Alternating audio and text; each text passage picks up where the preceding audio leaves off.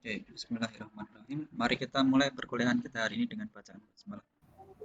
Bismillahirrahmanirrahim. Bismillahirrahmanirrahim. Untuk perkuliahan hari ini nanti kita akan presentasi kelompok 1 tentang pemeriksaan laboratorium, lalu kelompok 2 untuk pemeriksaan diagnostik. Materi sudah dikirimkan di grup. Nanti presentasi masing-masing kelompok 10 menit nggih. Nanti kita panel. Lalu silahkan setelah selesai kelompok 1 mempresentasikan, lalu nanti kelompok 3, 4, dan 5 bisa bertanya di kolom chat di Google Meet-nya dengan menyebutkan nama, NIM, lalu asal kelompoknya. Langsung dilanjutkan presentasi kelompok yang kedua. Nah, nanti selesai kelompok 2 presentasi, lalu kelompok 6, 7, dan 8 silakan tuliskan pertanyaannya, sama ya, tuliskan nama, NIM, dan asal kelompoknya. Pertanyaan untuk kelompok 2. Nah, langsung nanti kelompok 1 menjawab pertanyaan yang sudah ditanyakan di kolom chat tadi. Oke, menjawab kelompok 1 lalu dilanjutkan kelompok 2 menjawab pertanyaan yang ditujukan ke kelompok 2. Oke, setelah selesai tanya jawab, nanti ada kuis ya. Ada 10 pertanyaan, nanti 5 pertanyaan dari kelompok 1 dan 5 pertanyaan dari kelompok 2.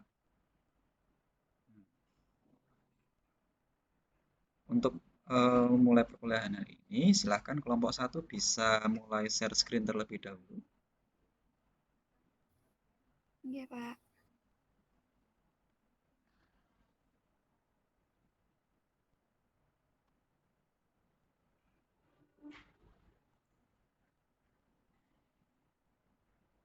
Bisa di hide apa namanya, sampingnya stop share itu di hide dulu.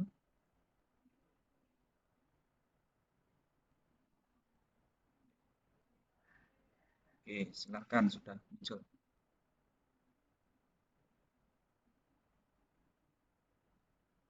Bisa dimulai. Oke.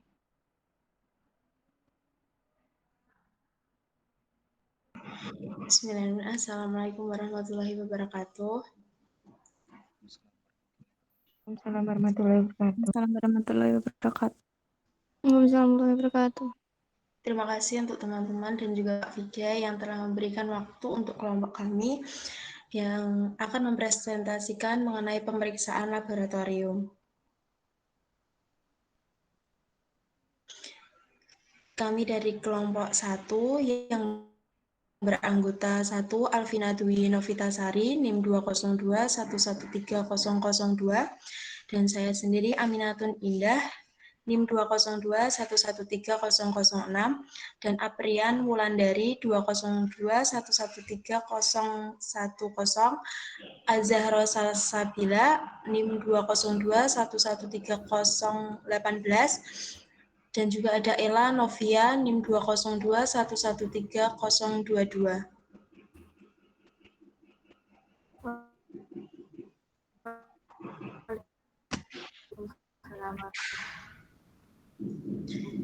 Yang pertama, apa sih pemeriksaan laboratorium itu? Pemeriksaan laboratorium adalah suatu tindakan dan prosedur pemeriksaan khusus dengan mengambil bahan dan sampel dari penderita, data berupa urin, darah, feses, putum atau dahak, dan sebagainya untuk menentukan diagnosis penyakit bersama dengan tes penunjang, anamnesis, dan data pemeriksaan lainnya.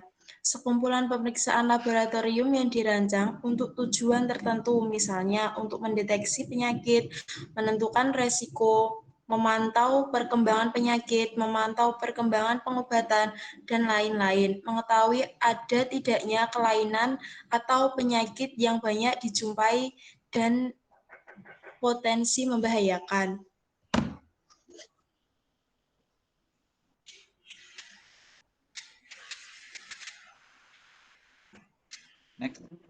Next.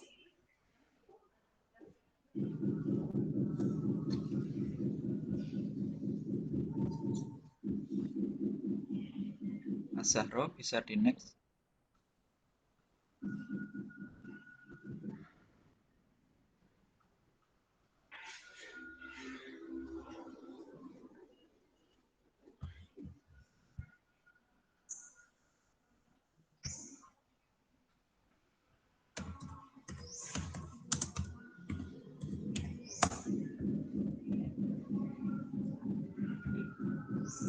Halo, Salsa.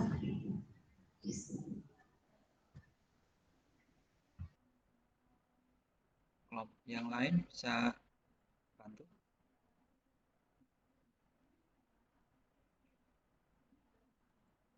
Anggota yang lain bisa membantu.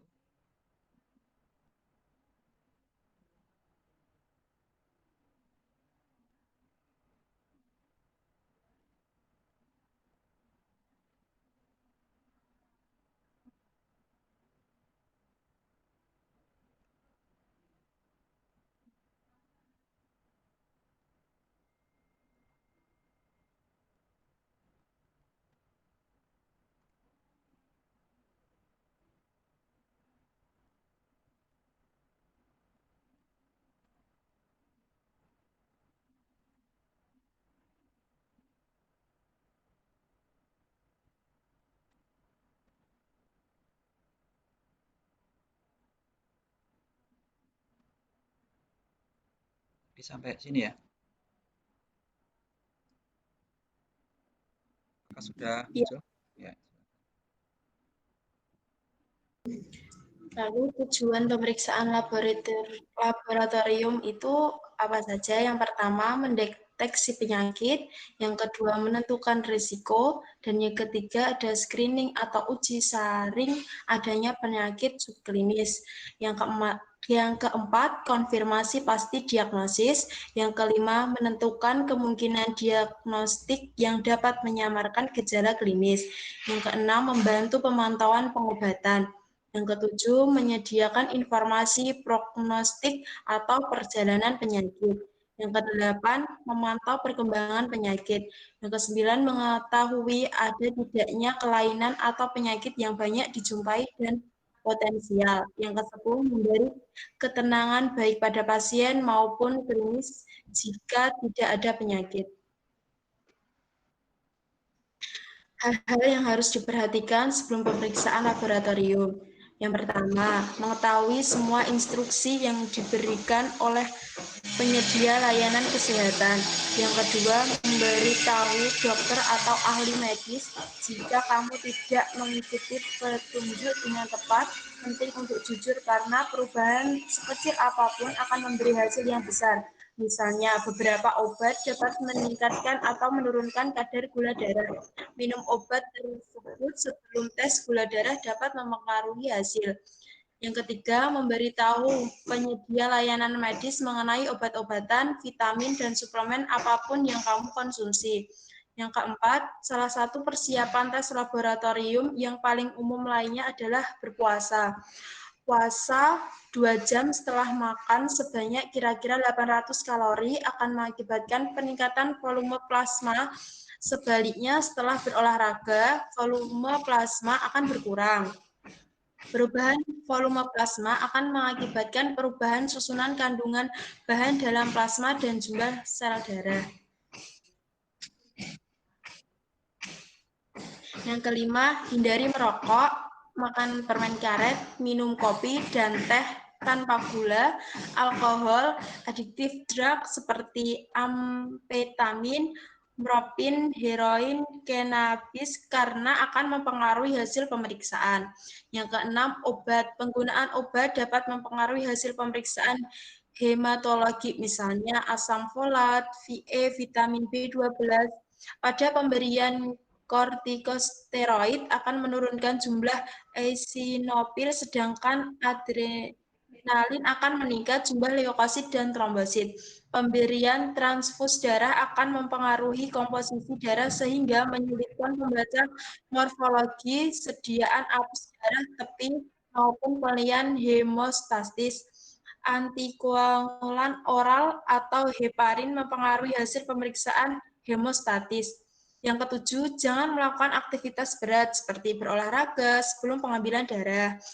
Yang kedelapan, pengambilan darah sebaiknya dilakukan pagi hari atau pukul 7 sampai 6.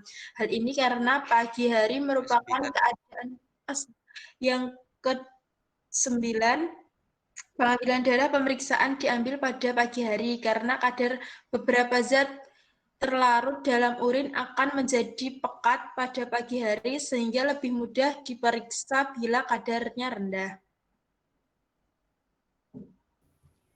Pemeriksaan laboratorium. Pemeriksaan darah lengkap yaitu suatu jenis pemeriksaan penyaring untuk menunjang diagnosa suatu penyakit dan untuk melihat bagaimana respon tubuh terhadap suatu penyakit.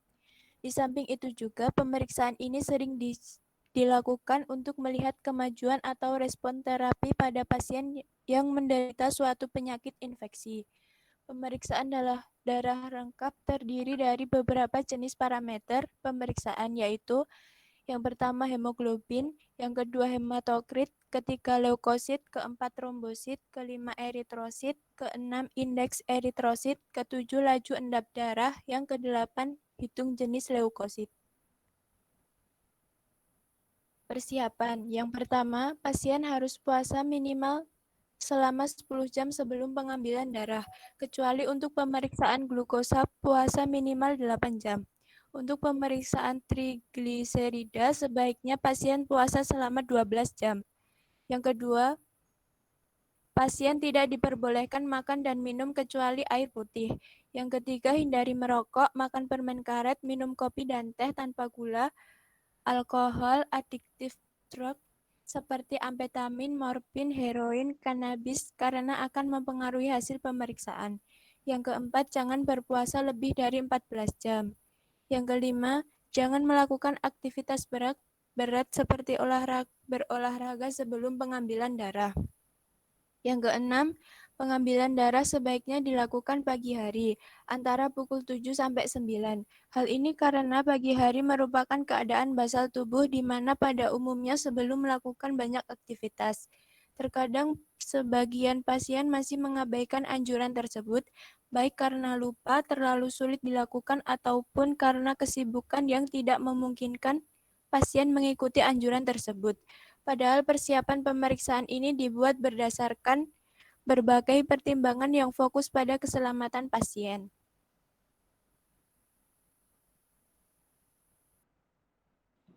Hemoglobin.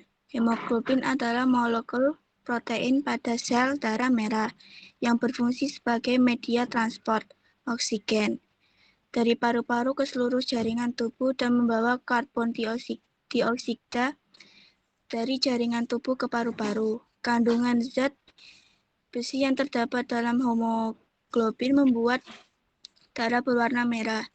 Harga normal atau tidaknya kadar hemoglobin seseorang, kita harus memperhatikan faktor umur. Walaupun hal ini berbeda-beda di tiap laboratorium klinik, yaitu bayi baru lahir 17-22 gram per desiliter. Umur 1 minggu 15-20 gram per desiliter. Umur 1 bulan 11-15 gram per desiliter.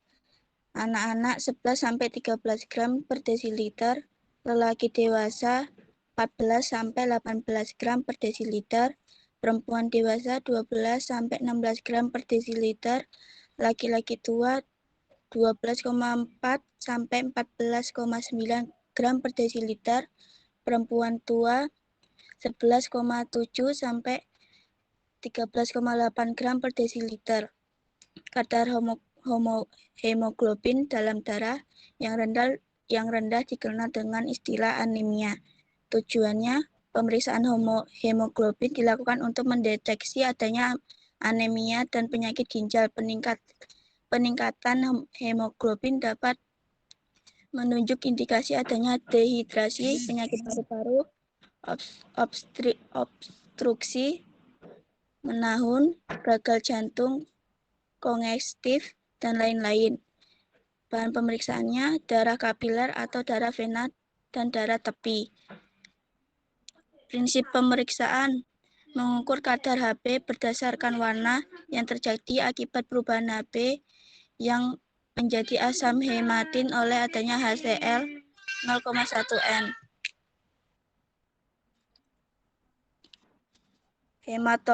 Hematokrit. Hematokrit merupakan ukuran yang menentukan banyaknya jumlah sel darah merah dalam 100 ml. Darah yang dinyatakan dalam persen.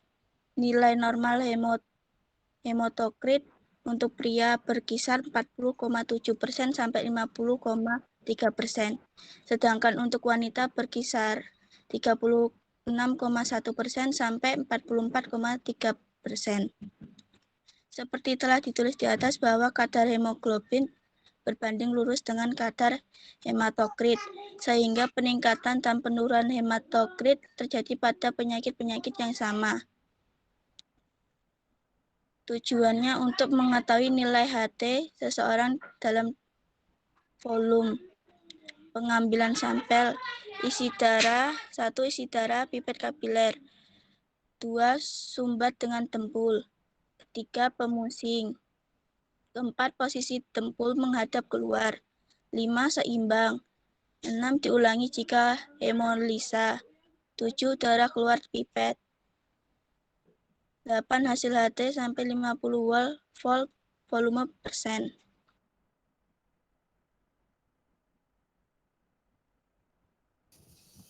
Leukosit. Leukosit merupakan komponen darah yang berperan dalam memerangi infeksi yang disebabkan oleh virus, bakteri, ataupun proses metabolik toksin, dan lain-lain.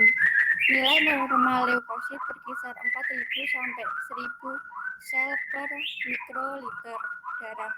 Penurunan kadar leukosit bisa ditemukan pada kasus penyakit akibat infeksi virus, penyakit sumsum tulang, dan lain-lain. Sedangkan peningkatannya bisa ditemukan pada penyakit infeksi bakteri, penyakit inflamasi kronis, perdarahan akut, leukemia, gagal ginjal, dan lain-lain. Tujuan untuk menghitung jumlah leukosit dalam darah. Prinsip kerja.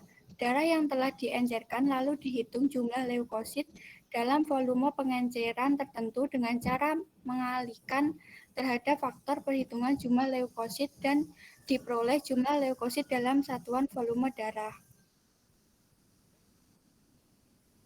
Trombosit. Trombosit merupakan bagian dari sel darah yang berfungsi membantu dalam proses pembekuan darah dan menjaga integritas vaskuler.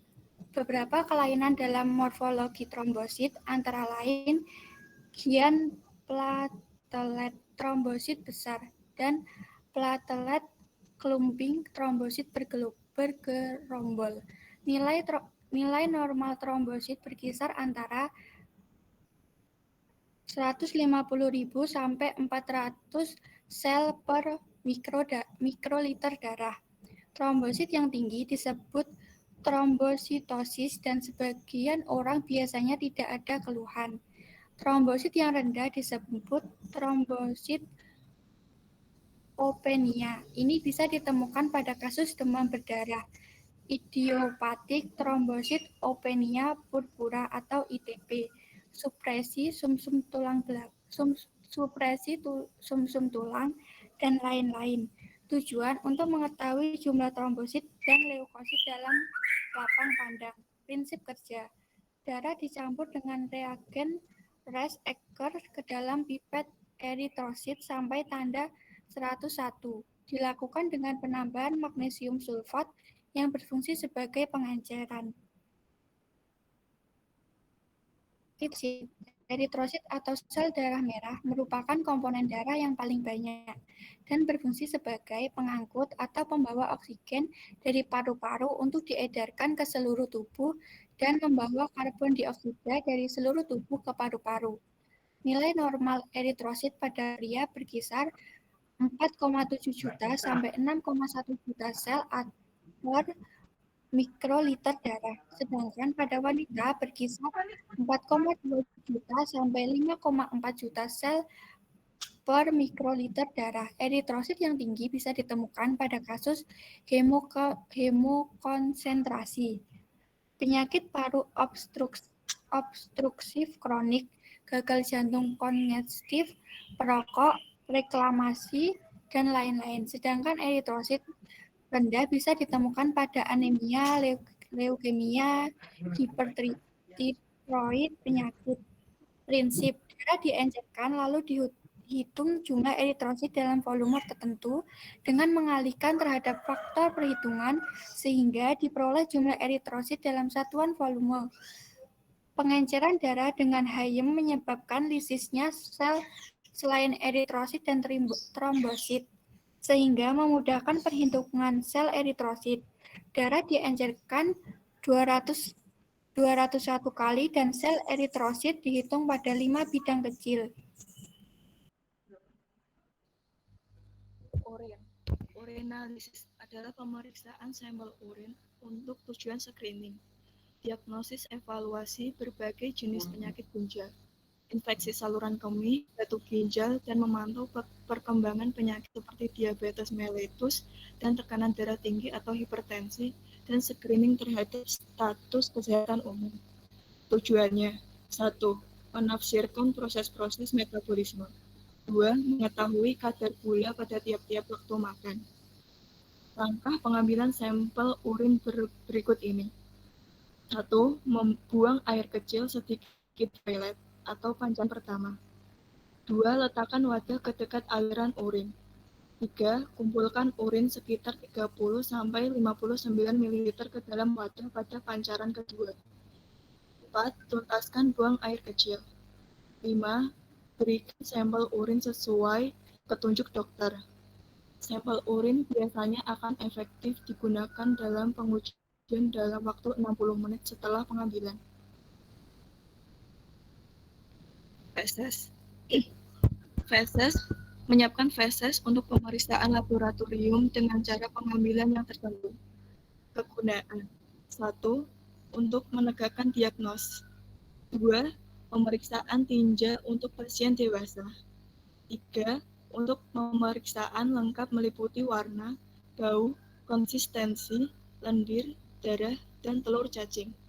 Tinja yang diambil adalah tinja segar. Pengambilan sampel. 1. Posisi dorsal recumbent. 2. Memakai handscone. 3. Telunjuk diberi vaselin, lalu dimasukkan ke dalam anus dengan arah ke atas, kemudian diputar ke kiri dan ke kanan sampai teraba tinja. 4.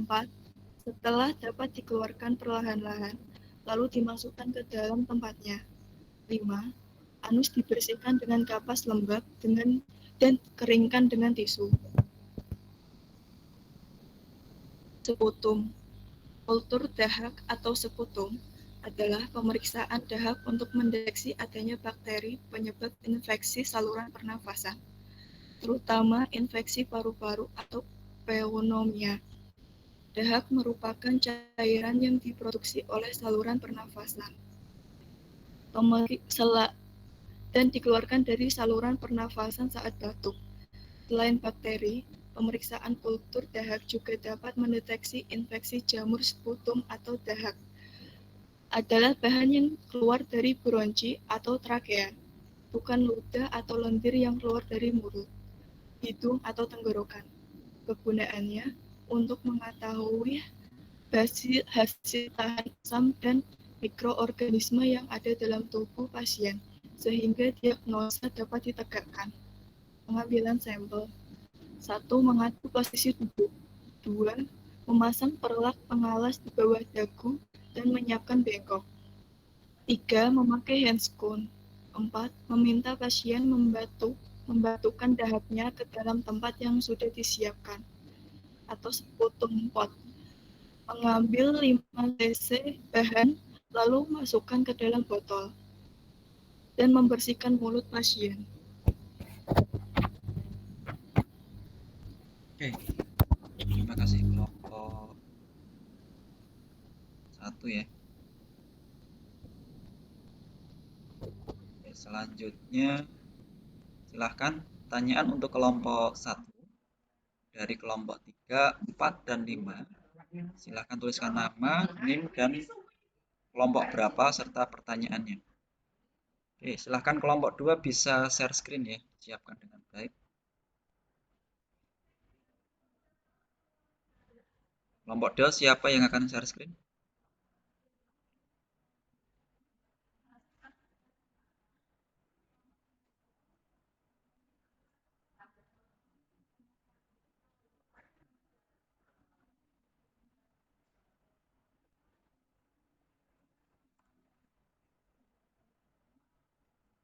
Kelompok 2 ada Esti, Anggi, Asifa, Ayunda, dan Ersa. Silahkan.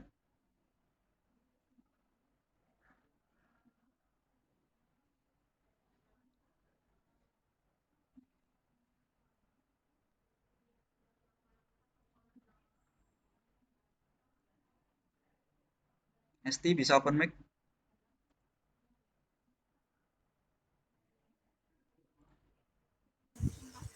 Izin share screen, Pak. Oke, silahkan.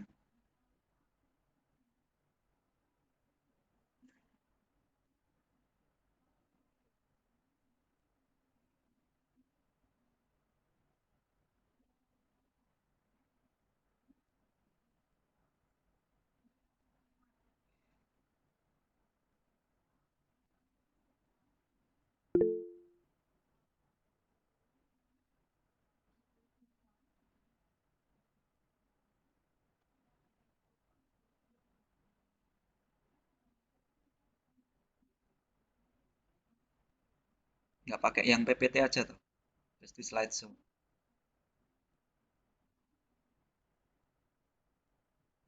Oke, silakan. Nggak bisa di slideshow.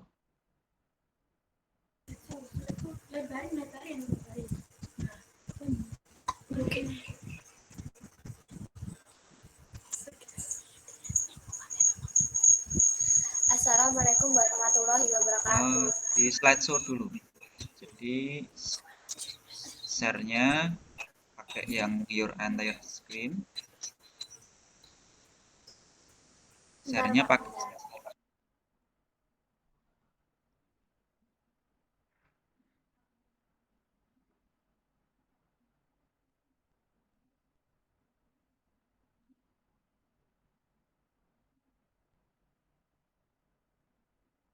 Sebentar, Pak, saya coba dulu ya, Pak.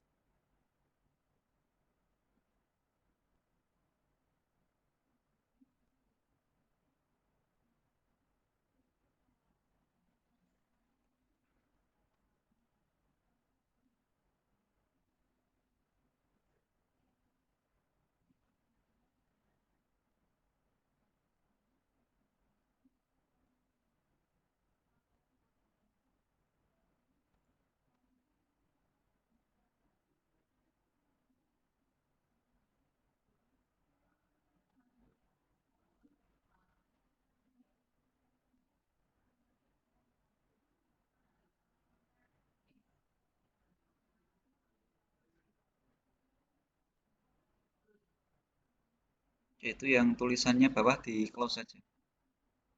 Bawah kanan. Ya. Oke, silakan kelompok 2. Assalamualaikum warahmatullahi wabarakatuh. Waalaikumsalam. Waalaikumsalam warahmatullahi wabarakatuh. Waalaikumsalam warahmatullahi wabarakatuh.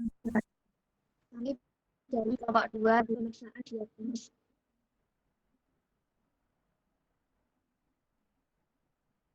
Pemeriksaan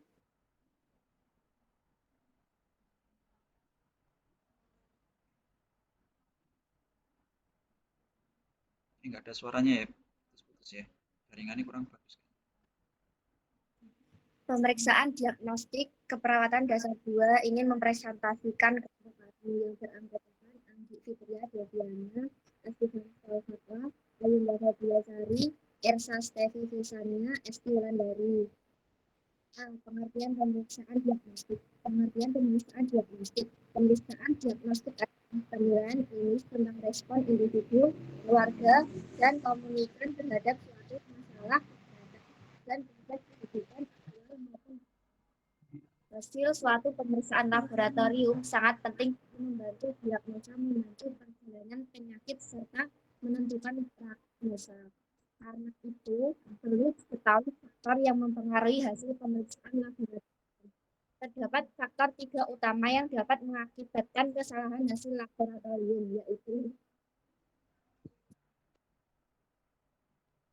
1. Prainstrumentasi, 2. Interpretasi, 3. Verifikasi. Tujuan pemeriksaan diagnostik untuk mendeteksi adanya penyakit, menentukan faktor resiko penyakit, membantu perkembangan penyakit, dan membantu efektivitas pengobatan.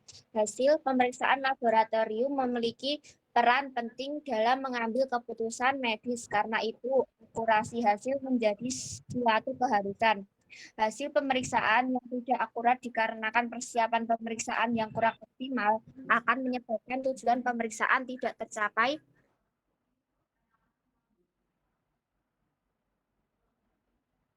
Suaranya terputus ya. Ganti yang lain aja. Anggota yang lain. Diagnostik. Persiapan pasien tergantung dari jenis pemeriksaan yang akan dilakukan. Berikut ini kami sampaikan beberapa persiapan pemeriksaan yang umum dianjurkan. 1. Pasien harus puasa minimal selama 10 jam sebelum pengambilan darah, kecuali untuk pemeriksaan glukosa puasa minimal 8 jam. Untuk pemeriksaan trigliserida sebaiknya pasien puasa selama 12 jam. 2. Selama puasa, pasien tidak diperbolehkan makan dan minum kecuali air putih. 3. Hindari merokok, makan permen karet, minum kopi dan teh tanpa gula. Saya salah ya. Untuk kelompok 2 kan membuatnya ini ya, terkait pemeriksaan diagnostik sudah ada guide-nya ya. Kayak EKG, PEG gitu, poin-poinnya itu loh. Ini kan bagiannya kelompok 1 untuk pemeriksaan darah dan lain-lain. Ada Pak di slide bawah. Nah, ini kan nggak ada puasa ini untuk apa? Pemeriksaan apa? Yang permen karet ini kan bukan materinya untuk yang kelompok 1 tadi ya. Sebelum pemeriksaan laboratorium, Pak.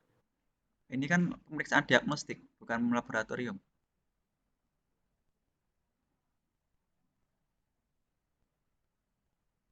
Materinya. Ini loh, 10 jam sebelum pengambilan darah. Ini kan materinya kelompok 1. Berarti langsung materi yang macam-macamnya, Pak? Ya, harusnya kan hal-hal yang diperhatikan sebelum pemeriksaan diagnostik. Ya. Nah, yang kamu sampaikan kan pemeriksaan darah. Harusnya materinya kan terkait diagnostik. Ya, nanti direvisi PPT-nya. Ya, silahkan. Langsung USG. Ya, misalnya sebelum pemeriksaan USG apakah pasien harus puasa dulu? Tadi kan kamu pemeriksaan darah, sedangkan pemeriksaan darah itu kan materinya kelompok 1. Ya, silakan dilanjutkan. D. Macam-macam pemeriksaan diagnostik. 1. Ultrasonografi atau USG. USG adalah pemeriksaan penunjang yang menggunakan gelombang suara untuk menghasilkan gambar organ dan jaringan di dalam tubuh. Pemeriksaan penunjang ini sering dilakukan untuk mendeteksi kelainan di organ dalam tubuh seperti tumor, batu, atau infeksi pada ginjal, pankreas, hati, dan empedu. Tak hanya itu, USG juga umum dilakukan sebagai bagian dari pemeriksaan kehamilan untuk memantau kondisi janin serta untuk memandu dokter saat melakukan tindakan biopsi. 2.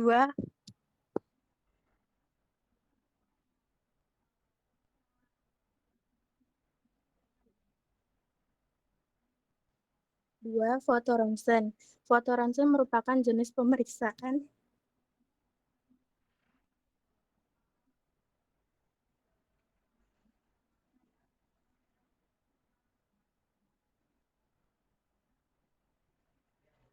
Di backup temennya yang lain, minta tolong.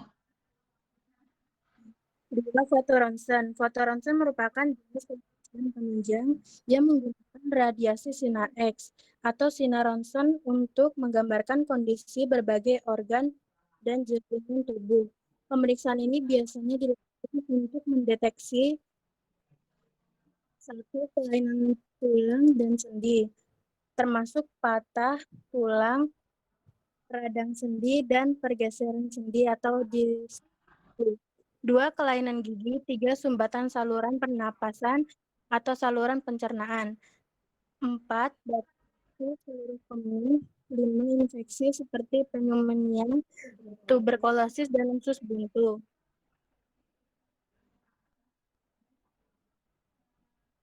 3. Pap smear. Pap smear adalah produk untuk mendeteksi kanker rahim atau serviks pada wanita. Pap smear juga dapat menemukan sel-sel abnormal atau sel pankreas rahim yang dapat berkembang menjadi kanker. Pap smear dilakukan dengan mengambil sampel sel di serviks. Setelah itu, pemeriksaan di laboratorium akan dilakukan agar diketahui apakah di dalam sampel tersebut terdapat sel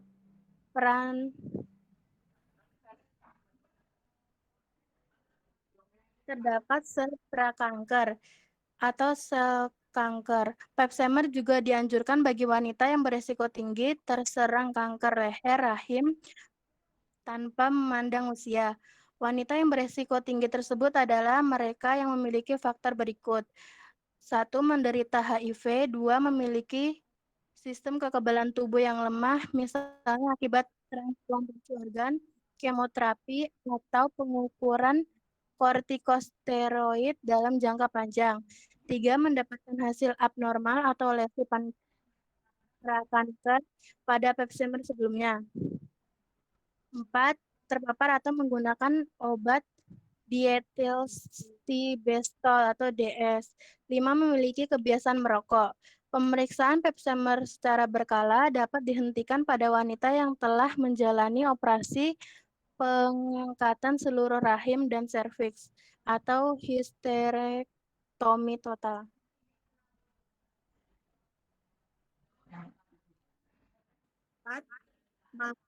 Mamografi atau mamogram adalah menangkap gambar jaringan payudara dengan sinar X. Pemeriksaan ini digunakan untuk mendeteksi lebih dalam kelainan pada payudara. Lewat mamografi, dokter bisa mengetahui ada tidaknya tumor, kanker, kista, atau penumpukan kalsium pada jaringan payudara. Seseorang disarankan untuk melakukan mamografi setahun sekali jika berusia lebih dari 40 tahun atau ada riwayat kanker payudara di keluarga. Wanita yang berusia lebih dari 40 tahun, terlebih lagi memiliki riwayat kanker payudara dalam keluarganya, sangat disarankan untuk melakukan pemeriksaan mamografi. Selain itu, pemeriksaan ini dilakukan jika ada kelainan pada payudara seperti munculnya benjolan, penebalan puting, keluar cairan pada puting, perubahan kulit payudara, dan nyeri pada payudara. Seorang wanita bisa mengeceknya secara manual, yakni melalui gerakan periksa payudara sendiri atau sadari. Pelaksanaan mamografi payudara ditempatkan ke dalam alat röntgen dengan kompresor yang akan menekan payudara untuk mendatarkan jaringan di dalamnya. Pemeriksaan bisa dilakukan dalam posisi duduk maupun berdiri. Saat payudara ditekan kompresor, kamu akan diminta menahan nafas agar mendapatkan hasil gambar yang jelas dan mengurangi tingkat paparan radiasi. Efek samping yang muncul berupa rasa tidak nyaman dan nyeri beberapa saat pada payudara. 5. Endoskopi. Endoskopi bertujuan untuk memeriksa organ dalam tubuh dengan endoskop, yaitu alat berbentuk selang kecil yang elastis dan dilengkapi kamera di ujungnya. Alat ini terhubung dengan monitor atau layar TV sehingga dokter dapat melihat kondisi organ dalam tubuh. Pemeriksaan endoskopi biasanya dilakukan untuk memantau kondisi saluran cerna, mendiagnosis penyakit tertentu seperti gas kritis atau peradangan pada lambung, tukak lambung, GERD, kesulitan menelan, peredaran darah saluran pencernaan, serta kanker lambung. 6. Koloskopi. Koloskopi adalah prosedur pemeriksaan untuk mendeteksi luka, iritasi, polip, atau kanker pada usus besar dan rektum, yaitu bagian paling bawah usus besar yang terhubung ke anus. Prosedur ini dilakukan dengan terlebih dahulu memberikan obat bius kepada pasien. Koloskopi dilakukan dengan menggunakan koloskop, yaitu selang lentur yang berdiameter kurang lebih 1,5 cm. Selang ini dilengkapi dengan kamera di ujungnya. Kamera tersebut berfungsi mengirim gambar ke monitor sehingga dokter dapat melihat apakah ada kondisi abnormal di dalam usus besar. Seluruh prosedur koloskopi berlangsung selama 30-60 menit. Jika kualitas gambar pada saat koloskopi dinilai kurang jelas, dokter bisa mengulang koloskopi, sedangkan bila ada bagian usus yang tidak terjangkau koloskop, dokter akan melakukan pemeriksaan X-ray dengan bantuan cairan barium atau koloskopi virtual.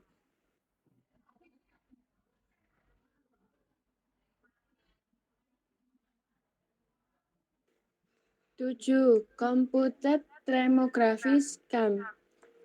CT scan adalah pemeriksaan penunjang yang memanfaatkan sinar Röntgen dengan mesin khusus untuk menciptakan gambar jaringan dan organ di dalam tubuh. Gambar yang dihasilkan oleh CT scan akan terlihat lebih jelas daripada foto Röntgen biasa. Pemeriksaan CT scan biasanya berlangsung sekitar 2-60 menit. Untuk menghasilkan kualitas gambar yang lebih baik atau lebih akurat dalam pendeteksi kelainan tertentu seperti tumor atau kanker, dokter dapat menggunakan zat kontras saat melakukan pemeriksaan CT scan. 8. Elektroencephalografi adalah suatu alat yang mempelajari gambar dari rekaman aktivitas listrik di otak, termasuk teknik perekaman EEG dan interpretasinya. Pemeriksaan EEG adalah tes yang mendeteksi aktivitas listrik di otak dengan menggunakan cakram logam kecil yang diletakkan pada kulit kepala. Perlu diketahui bahwa sel-sel otak berkomunikasi melalui impuls listrik dan aktif setiap saat, bahkan ketika sedang tidur. Aktivitas ini kemudian ditampilkan sebagai garis bergelombang pada rekaman EEG. Pemeriksaan EEG terbagi atas 3 tahap: sebelum, selama, dan sesudah tes. 1. Sebelum tes, 2. Selama tes, 3. Setelah tes. 9. Elektrokardiogram (EKG). Pemeriksaan penunjangan ini sering digunakan untuk memantau kerja jantung, khususnya irama detak jantung dan aliran listrik jantung. EKG juga dapat dilakukan untuk mendeteksi kelainan jantung seperti aritmia, serangan jantung, pembengkakan jantung, kelainan pada katup jantung, dan penyakit jantung koroner. Pemeriksaan EKG bisa dilakukan di tempat praktik dokter, IGD rumah sakit, atau di ruang perawat pasien, selain di ICU atau di bangsa rawat inap. Kesimpulan, pemeriksaan penunjangan merupakan bagian dari pemeriksaan medis yang dilakukan oleh dokter untuk mendiagnosis penyakit tertentu. Pemeriksaan ini umumnya dilakukan setelah pemeriksaan fisik dan penelusuran riwayat keluhan atau riwayat penyakit pada pasien. Pemeriksaan diagnostik adalah penilaian klinis tentang respon individu, keluarga, dan aktual maupun potensial. Hasil suatu pemeriksaan laboratorium sangat penting dalam membantu diagnosa, memantau perjalanan penyakit, serta menentukan prognosa. Karena itu perlu diketahui faktor yang mempengaruhi hasil pemeriksaan laboratorium. Oke, cukup dari kelompok 2. Oke, silahkan stop slideshow. Kuisnya nanti aja ya. Sekian presentasi kami terima Kuisnya nanti aja. Ya. Oke, terima kasih kelompok 2 yang sudah mempresentasikan. Selanjutnya, sebelum ke diskusi, saya akan ngasih masukan dulu. Untuk kelompok 2, mohon untuk tadi yang di awal sudah saya sampaikan, pengertian, terus persiapan, hal-hal yang harus diperhatikan itu terkait pemeriksaan diagnostik. Jadi bukan pemeriksaan laboratorium yang seperti di kelompok 1 ya. Nanti silakan direvisi PPT-nya. Terus di PPT yang akan dikirimkan nanti silakan dilampirkan pertanyaan dan jawaban untuk kelompok tersebut.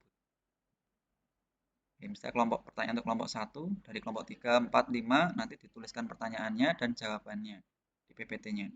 Begitu juga untuk kelompok 2.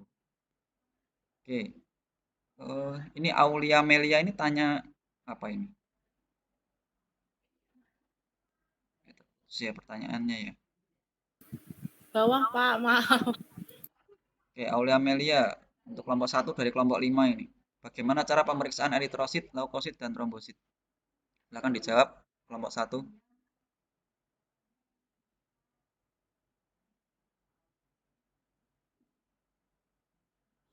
Aulia.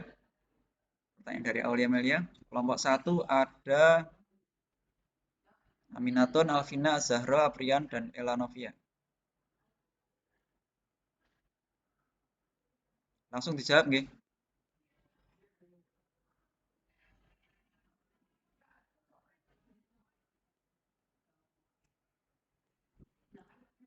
Aminatun bisa open mic.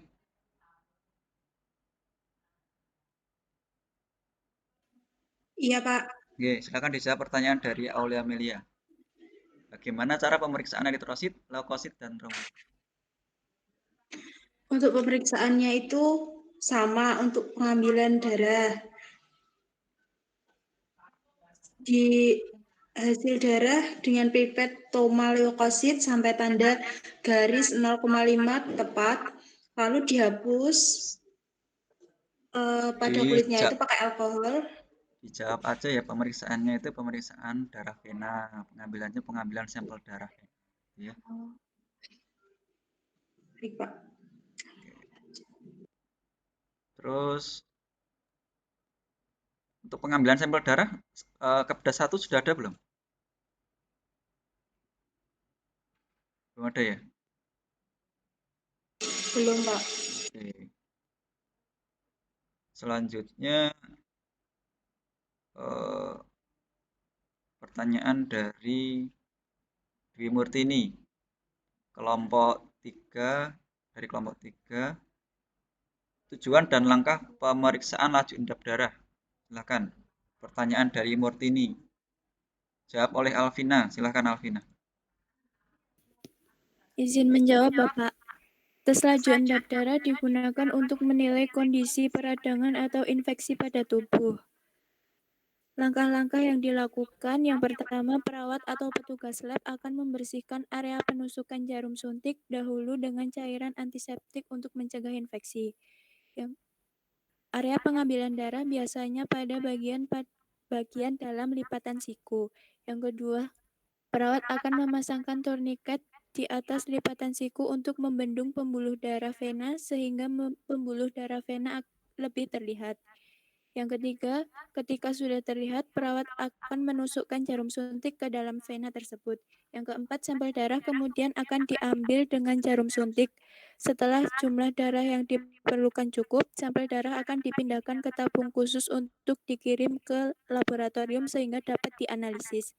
Yang kelima, setelah pengambilan darah selesai, torniket akan dilepas dan bagian penusukan tadi dengan cairan antiseptik untuk menghindari infeksi. Oke, terima kasih Alvina. Selanjutnya pertanyaan dari Bangkit dari kelompok 4 ya. Apa pengaruh pada hasil tes laboratorium apabila dia merokok dan makan permen karet? Pertanyaan dari Bangkit silahkan dijawab Azahro Salsabila. Azahro ada nggak?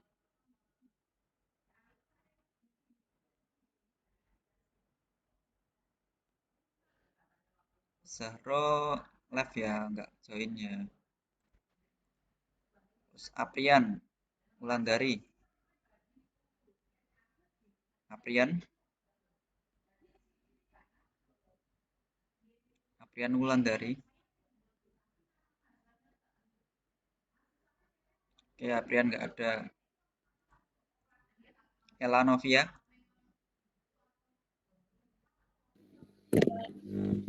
Izin menjawab. Oke, silakan. Merokok juga dapat mempengaruhi hasil tes darah. Jika seseorang diminta pengawasan sebelum tes darah, sebaiknya menghindari merokok. Permen karet Meskipun ia bebas gula, harus dihindari saat berpuasa untuk tes darah. Ini karena bisa mempercepat pencernaan yang bisa mempengaruhi hasil. Terima kasih. Oke, masih ada beberapa pertanyaan untuk kelompok 1. Nanti akan dijawab di bawah PPT ya. Oke, selanjutnya untuk yang kelompok 2. Kelompok 2, pertanyaan untuk kelompok 2. Ada Devi Aprilia. Izin bertanya, dalam pemeriksaan diagnostik ada beberapa macam seperti CT scan. Oh ya, tambahan untuk kelompok 2 di PPT tadi untuk pemeriksaan rongsen gambarnya masih gambar CT scan ya. Itu nanti bisa diganti ya. Tadi di PPT-nya kan ditampilkan tuh contoh pemeriksaannya gambarnya seperti apa, disesuaikan dengan gambarnya. Jadi masih gambar CT scan untuk yang materi rongsen. Oke, beberapa macam seperti CT scan, EKG mamografi, apa saja efek samping dan pemeriksaan tersebut apakah berbahaya? Oke, silahkan pertanyaan dari Devi. Efek samping dari masing-masing pemeriksaan tersebut apakah ada dan apakah berbahaya? Iya, Pak, sebentar, Pak.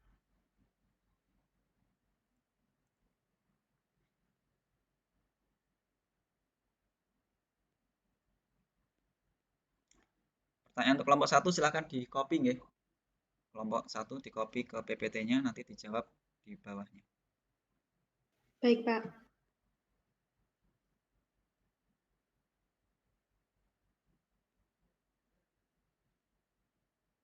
Oke, pertanyaan dari Devi silahkan dijawab oleh Esti Wulandari.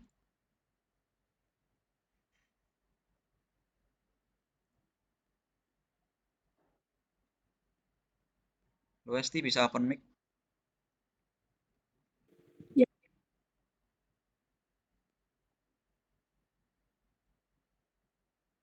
Lo Esti. Berikut adalah efek samping dari penggunaan zat kontras pada CT scan yang sering ditemui. Reaksi alergi ringan seperti ruam, gatal, dan bengkak-bengkak di kulit, batuk, pusing, kram perut, sembelit, mual, dan muntah. Meski jarang terjadi, zat kontras terkadang juga bisa menimbulkan reaksi alergi yang parah, anafilaksis. Gejalanya biasanya berupa sesak nafas, pembekakan wajah, sumbatan jalan napas, dan jantung berdetak cepat. Jika tidak segera ditangani, anafilaksis dapat menyebabkan kejang, koma, bahkan kematian.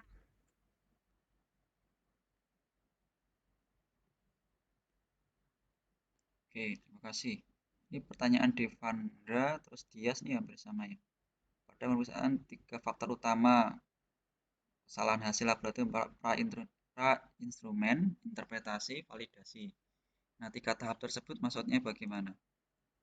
Yang belum jawab, Esti Wulandari bisa menjawab pertanyaan dari Devanda sama Dias. Ini pertanyaannya sama. Oke, Pak, sebentar. Dari Esti aja.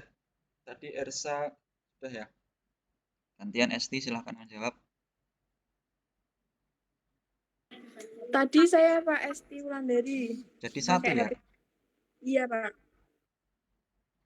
Oke, Esti sudah. Anggi Fitria. Ada tahap pra-instrumen, interpretasi, validasi. Yang dimaksud ketiga tersebut apa? Oke, Pak, sebentar.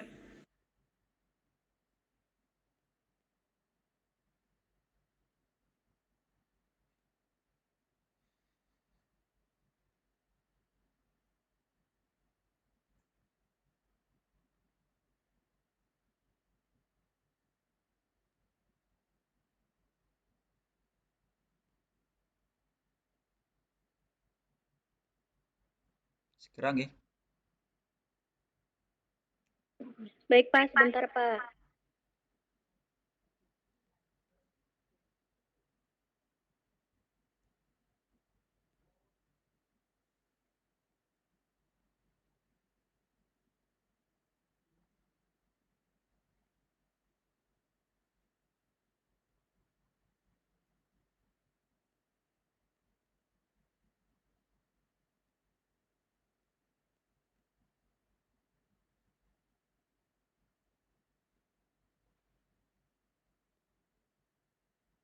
Oke, next. Kelompok 2 belum bisa menjawab. Nanti silakan dijawab di PPT-nya. Pertanyaan selanjutnya, zat kontras apa yang digunakan dalam CT scan agar kualitas gambar lebih baik? Zat kontrasnya apa? Oke. Nanti yang kelompok tadi silakan dijawab Anggi di PPT-nya. Ayunda. Pertanyaan dari Andri. Zat kontras yang digunakan itu apa?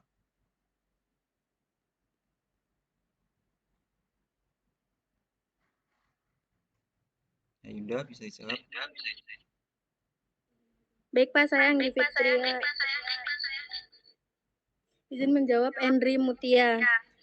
Zat kontraks umumnya akan diberikan kepada pasien dengan cara diminum atau kontraks oral atau disuntikan ke pembuluh darah di lengan pasien atau kontras intravena sebagai besar zat kontraks yang digunakan dalam produk CT scan berbahan dasar yodium. Oke, nanti di PPT-nya ditambahkan zat kontrasnya itu nama zat yang digunakan apa. Ya. Tadi ada disampaikan oral, ada intravena. Oke. Jadi ditambahkan zatnya apa bisa dicari. Oke, selanjutnya saya akan share screen. Bisa disiapkan, G. Itu kuisnya. Oke.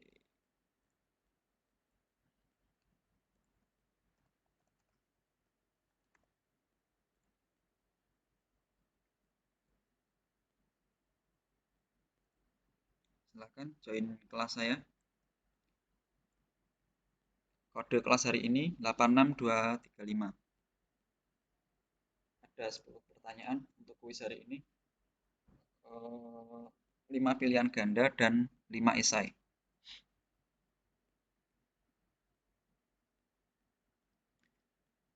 Bisa di scan QR code, bisa juga ketikkan aja di Google ClassPoint, lalu klik join, masukkan kode kelas, tuliskan nama jangan lupa.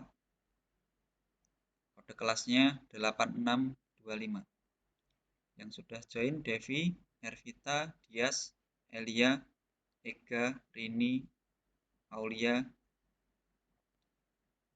Dias, Yudita, Alvina Dwi, Anggi, Aprian, Esther, Indang Anggorawati, Azizun, Asifa, Hendri Mutia, Ella, Bangkit, Almaida, Ayunda, Devanda, David, Nazahro, Ersa, Anissa Cinta Kalista, Esti Wulandari. Oke, nanti untuk soal pilihan ganda saya kasih waktu 30 detik ya. Tadi pilihan jawabannya sudah saya kurangi. Jadi 4 pilihan jawaban. Terus yang esai saya beri waktu masing-masing 1 menit. Oke, saya next sambil menunggu yang lain join. 3 orang yang izin hari ini harusnya yang tidak ikut hanya 3 orang. Oke.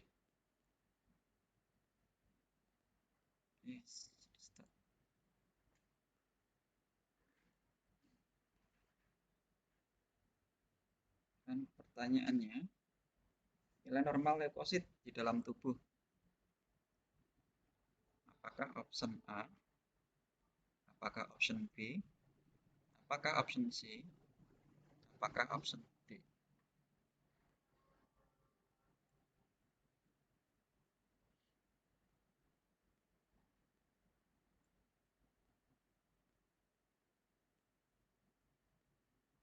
Oke, saya close ya.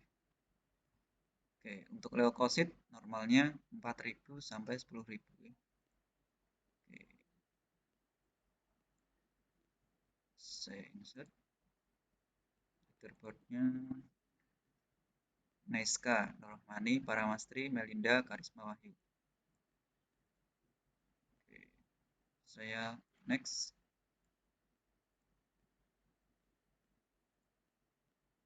Soal yang kedua. Oke. Normal jumlah hemoglobin darah pada bayi. Apakah 11 sampai 13?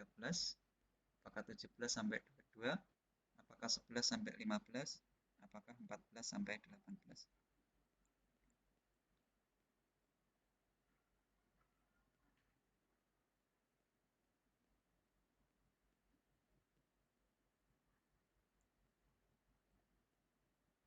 Oke, saya close.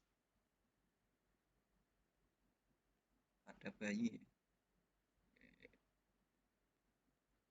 Oke, pada bayi 17 sampai 22.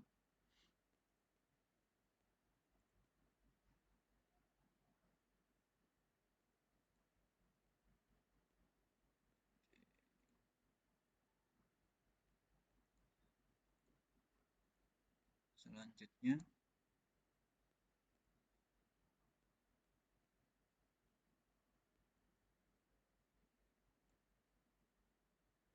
pemeriksaan laboratorium yang tujuannya untuk mengetahui jumlah trombosit dan jumlah leukosit dalam lapang pandang.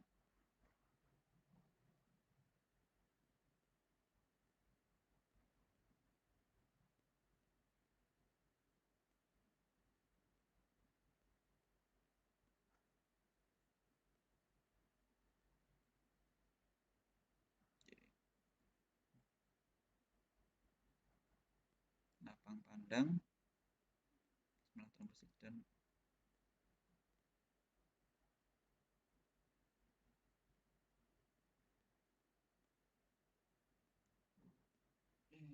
ini perlu koreksi ya soalnya ya. Ada jawabannya dari kelompok 3 tadi, kelompok 1 jawabannya B ya.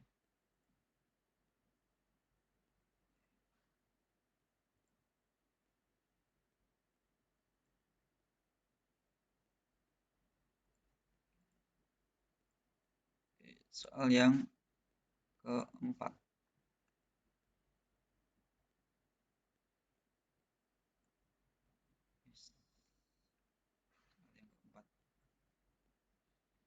Molekul protein pada sel darah merah yang berfungsi sebagai media transport oksigen.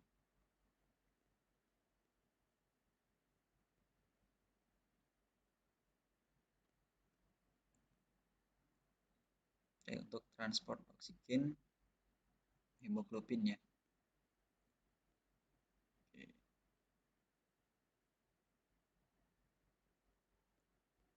Fungsi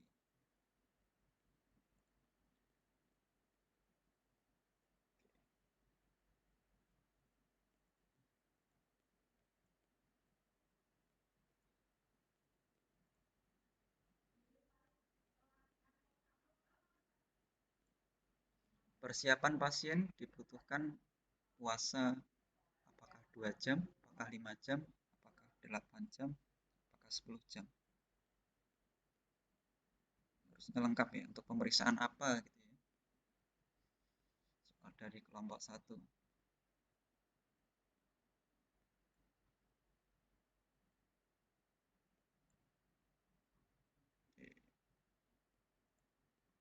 Puasa 8 jam ya. Harusnya dilengkapi soalnya pemeriksaan apa.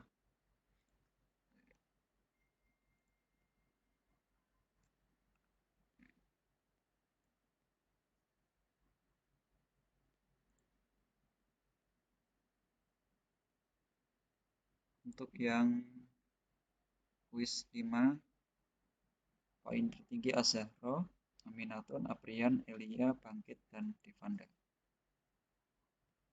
Oke, saya ekspor dulu. Kelas A ya, diterbuat kelas A.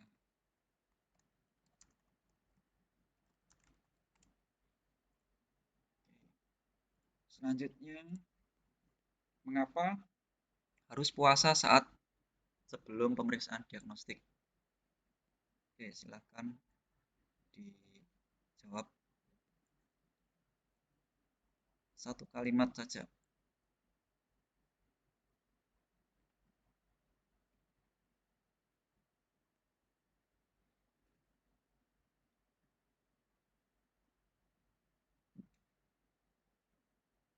Mengapa harus puasa saat sebelum pemeriksaan diagnostik?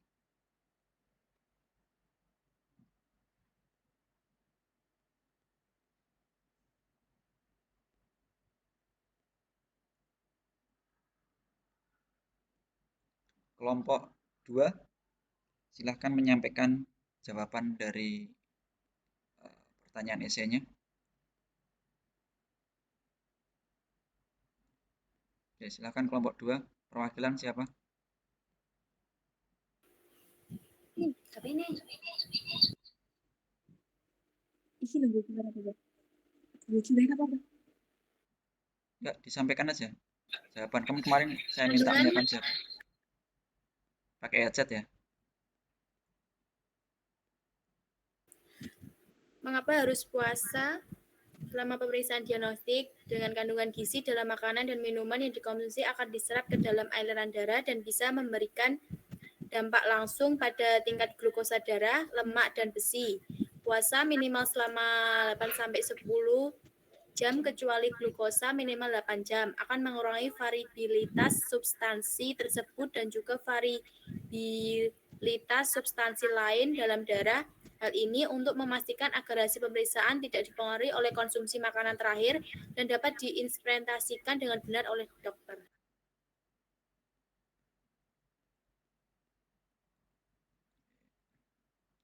Oke, terima kasih. Selanjutnya, selain rongsen, apa pemeriksaan penunjang yang dapat dilakukan untuk pasien fraktur? Oke. Ini word cloud. Bisa ngisi satu kata aja. 2-3 kata. Kalau word cloud tidak panjang-panjang jawabannya. Selain rongsen, pemeriksaan penunjang apa yang dilakukan pada pasien dengan fraktur?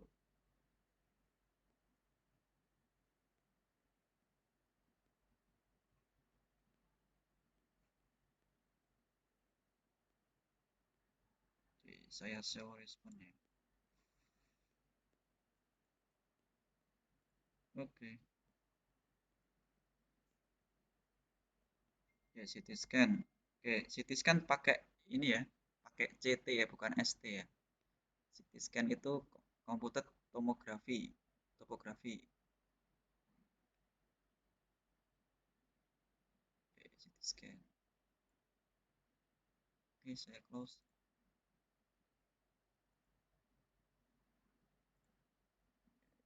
Selanjutnya, pemeriksaan pap smear dianjurkan bagi wanita yang beresiko tinggi terserang kanker leher rahim. Tanpa memandang usia, wanita yang beresiko tinggi mereka memiliki faktor-faktor apa saja? Faktor resiko pada ini harus memiliki faktor apa? Faktor indikasi ya, pap smear ya. Kan pada wanita yang beresiko tinggi. Nah, faktor resikonya apa saja?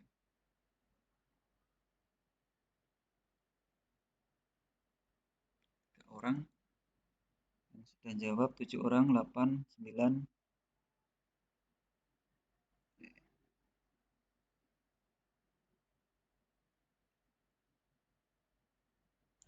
Soal 8. HIV atau usia, kebiasaan merokok, riwayat infeksi, kondisi fisik. Oke, nanti jawabannya akan saya share. Di kelompok 2 ada yang mau menyampaikan?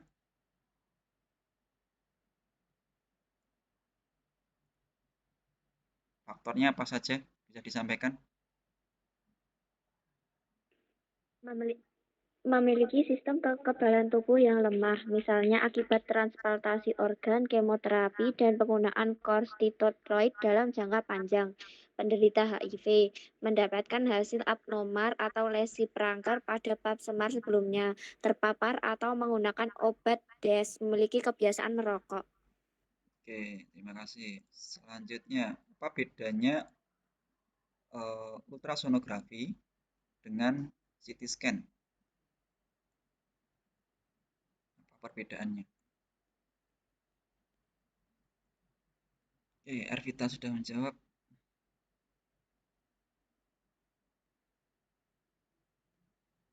Asifa sudah.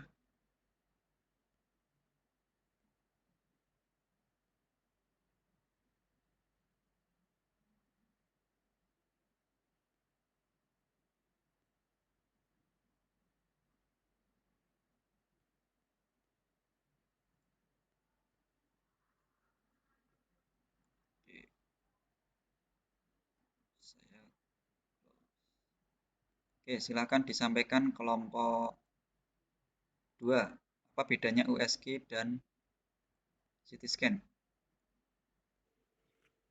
CT scan dilakukan dengan memanfaatkan teknologi sinar X untuk melihat kondisi tubuh dari berbagai sudut dan potongan. Sedangkan pada pemeriksaan USG yang digunakan adalah gelombang suara berfrekuensi tinggi.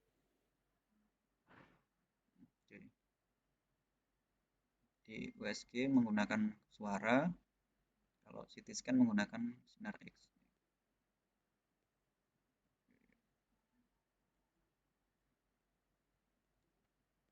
Oke, pertanyaan terakhir ya. Oke, EEG bermanfaat untuk mendiagnosis atau mengobati gangguan apa saja? EEG.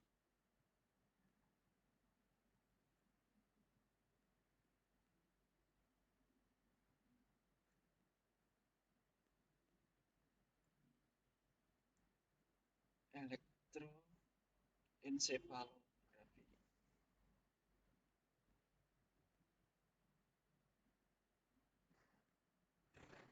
Nih, yang sudah jawab Devi, Asifa, Anissa, Dimurdini, Bangkit, Ervita, Esther, Ersa, Alfa, Ayunda, Alvina. Oke, silakan disampaikan kelompok 2. Manfaatnya apa saja?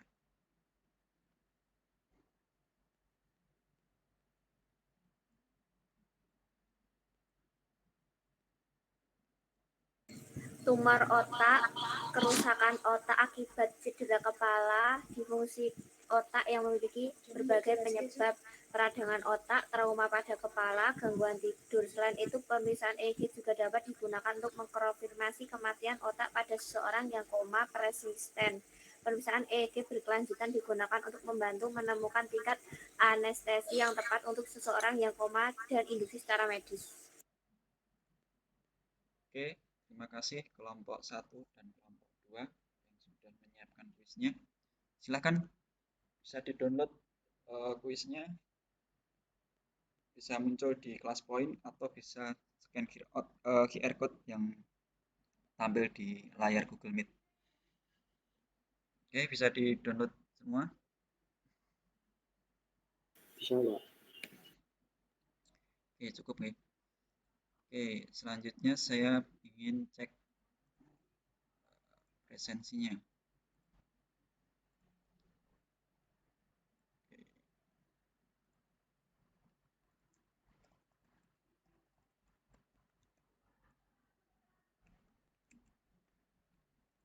Kelas A masih kurang Aprian, Carolina, Clara Okta. Silahkan presensi. Tadi yang izin presensi dulu aja nggak apa-apa. Nanti tugasnya saya berikan di akhir.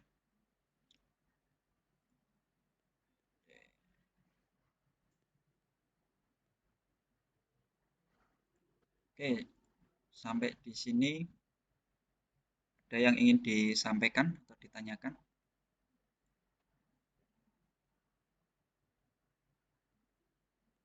Nanti silahkan direvisi untuk kelompok 1 dan kelompok 2. Untuk PPT-nya, masukan saya tadi silakan direvisi. Terus silakan dilampirkan pertanyaan beserta jawaban pada saat sesi diskusi. Nanti silahkan di-share di grup makalah dan PPT-nya yang sudah di PDF-kan semua ya. Silahkan di-share di grup maksimal hari ini sampai jam 18. Saya kasih waktu sampai jam 18. Maksimal, lebih cepat lebih baik biar bisa dibuat sebagai bahan belajar untuk teman-teman. Kalau masih ada pertanyaan terkait perkuliahan hari ini, nanti bisa ditanyakan di grup. Nah, nanti yang belum terjawab, silakan disampaikan di grup. Nanti saya sampaikan di grup WA. Untuk penugasan nanti saya share, saya susul nih. Penugasan hari ini apa? Nanti saya infokan lebih lanjut.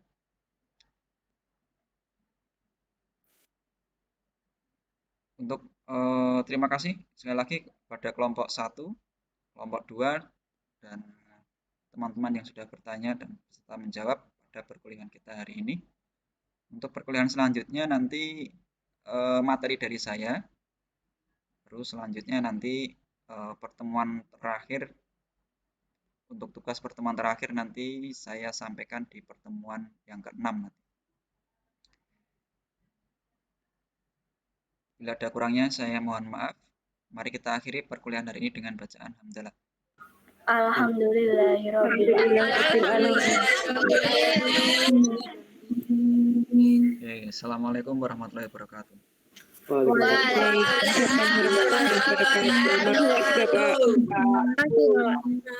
Terima kasih, Pak.